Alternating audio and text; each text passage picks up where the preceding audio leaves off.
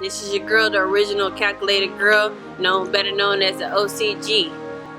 Coming to you today, asking for your help to bring back the smile of a World War II veteran. He is 90 years old, and what you're about to hear is going to come straight from his mouth. Pay attention.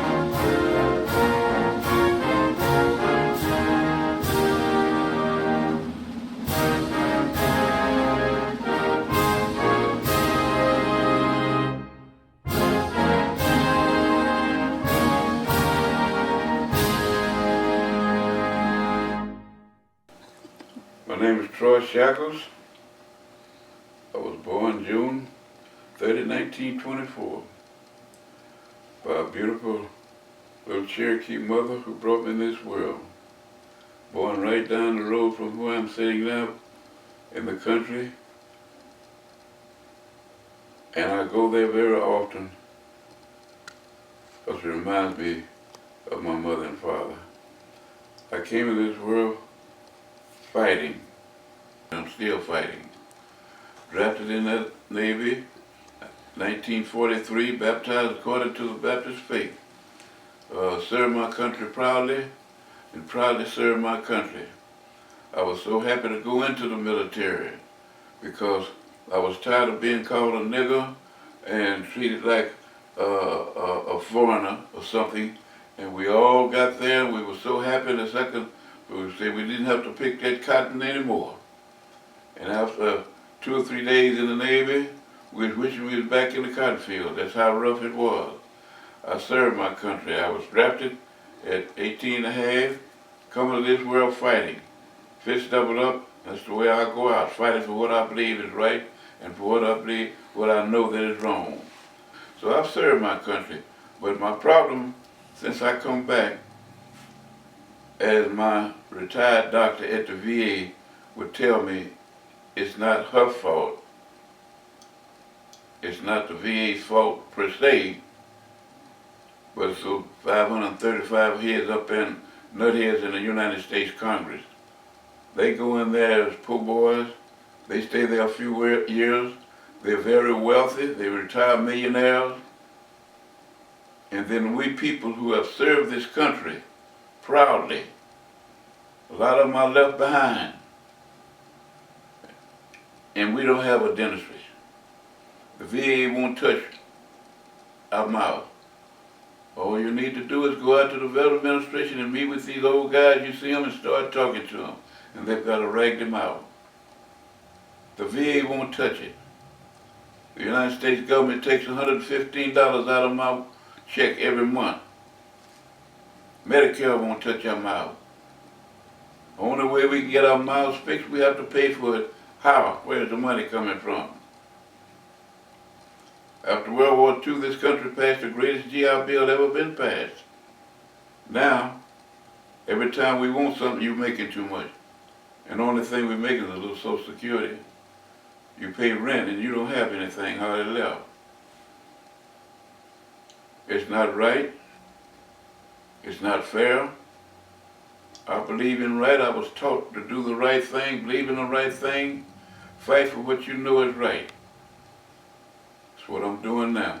There's no excuse for us veterans walking around here with raggedy mouths, and we have served our country proudly. It's October 1945, discharged in a camp 45 miles east of Houston, if I can remember right. I think it was Camp Wallace. January the 4th, 1945, received an honorable discharge after serving my country proudly, and proudly serving my country. I'm upset because when I left here, I had to sit on the back of the bus, and I was called a nigger. When we got back, it was the same thing, and that's what I'm upset about now. We don't get the rights that we're supposed to get. The VA is wrong. Those people, 500 some people up there in the United States Congress is wrong. The last Speaker of the House before this we kicked him out of the country, as Speaker of the House. Newt Gingrich used to turn on your TV but the last 3 or 4 months, we haven't heard from him. We kicked him out of the country. This one needs to be kicked out. who's up there now. Us veterans served this country, and we left a lot of them over there. I stood guard duty in Honolulu before it became a state of Hawaii, where we were bombed, and we have can't think of the ship, we have 1,900 men down there on the bottom of the ocean there, but I served guard over what the Japanese did. We gave our lives. We are veterans. We should be recognized, and we're not. It's not right, it's not fair. God don't like ugly, and he's not particular about pretty either. Right is right and wrong is wrong. We veterans should be recognized. You give us a day, one day out of the year, you call Veterans Day.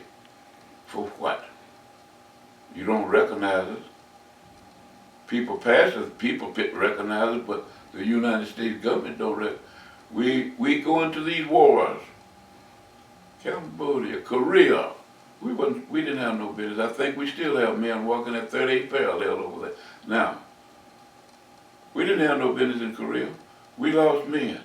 Why are we still fighting and murdering and killing in the Holy Land where Jesus walked and taught for 33 months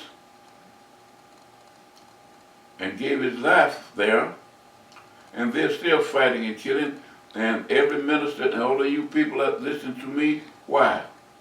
When will they stop? And the answer is the same. They're not going to stop murdering and killing each other in the Holy Land until Jesus returns over there. So why do we send people over there?